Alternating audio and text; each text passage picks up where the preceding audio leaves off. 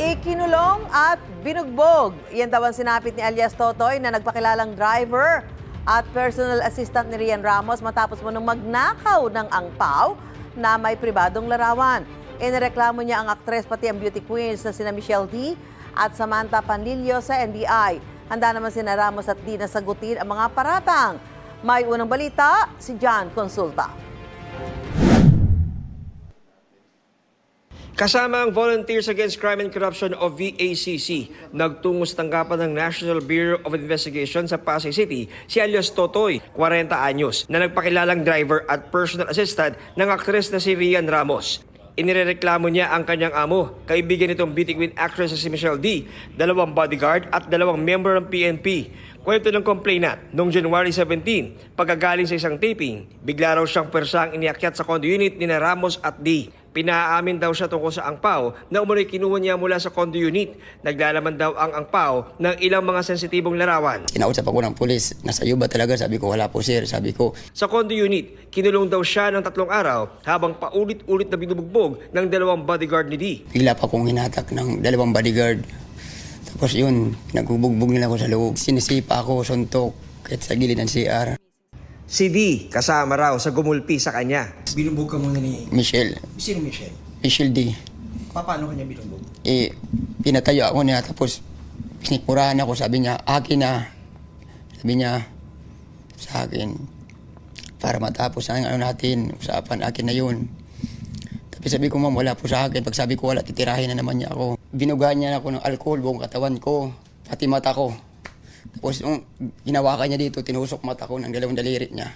Pati umano si Ramos, sinaktan din siya. Sinapak po niya ako dito. Medyo nakainom siya eh. Tapos binatukan niya ako dito, di ko mabilang, walang bisis. Pero giit ni Totoy, wala sa kanya ang hinahanap na larawan. Lumapit sa akin si Ma'am Rian. Ay, Ma'am Rian sa akin, ibigay mo na kasi yung isa na yun. Sabi ko, ma'am, wala po. Wala akong mamibigay. Sabi ko, kasi wala sa akin. Sa isang punto, may narinig daw siyang pag-uusap ng mga bodyguard. May narinig ako na, tapusan nila ako. Tapusin mo lang buhay ko. Kaya tumalon ako. Saan ka tumalon siya? Sa 39th floor. Nung pagtalong ko po, pag-dive ko ng 39th floor sa bintana, sa kusina. Basta nag-dive lang ako. 25th floor, sabi ng guard. 25? Opo, may nawakan pa ako na lubid. Nung nakawag pa ako sa lubid, bukas pa yung 25th floor, nakapasok pa ako sa may kwarto, may kusina ng mga babae. Parang kwarto siya. Doon ako dumaan. At po pagbaba ko, mayroon na po nakabang doon yung OIC. Tapos yung bodyguard niya. Yung dinampot ulit ako, inakyat ako sa taas ulit. Noong January 19, dinala raw siya ni Michelle D sa istasyon ng pulis at inireklamo ng qualified theft. Doon, nakaranas daw muli siya ng pananakit. Sabi sa akin, bukain mo ang kamay mo. Pinanyan ko sir yung kamay ko. Hinampas niya bigla ng parang sa arnis.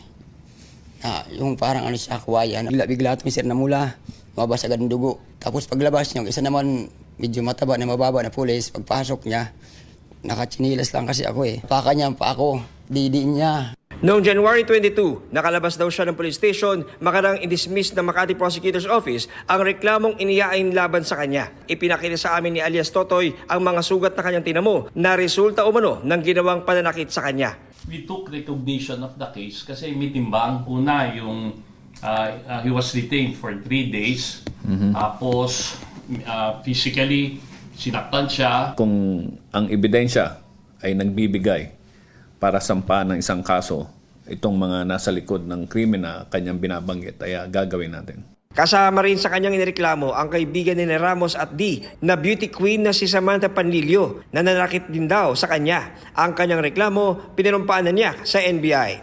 Ayon sa abogado ni Ramos at D, sasagot sila sa oras na makakuha sila ng kopya ng reklamong isinumite ng complainant. Pero giit nila, wala raw insidente ng illegal detention dahil si alias Totoy daw ay residente rin ng kondo bilang driver ni Ramos. Ang huli raw insidente ng kanyang mga kliyente kay alias Totoy ay no maghain si D ng kasong kriminal para sa qualified theft laban kay alias Totoy at nagsauli pa raw siya ng ilang gamit kay D. Wala raw maisip na ibang dahilan sina Ramos at D sa reklamo ni alias Totoy kundi para makaganti sa kanila sa qualified theft case. As of the moment, we do not have a copy of the complaint yet. So we have to get a copy of the complaint first before we can answer all the allegations against our client. The last incident that he had with the driver of Rian is during the time na nag-file siya ng qualified theft. There were medical certificates before the arrest and meron din namang mugshots na wala namang nakita doon sa if there would be allegations of physical injury. Sinusubukan pa namin makuha ang panig ni Panlilio. Ito ang unang balita. John Consulta para sa GMA Integrated News.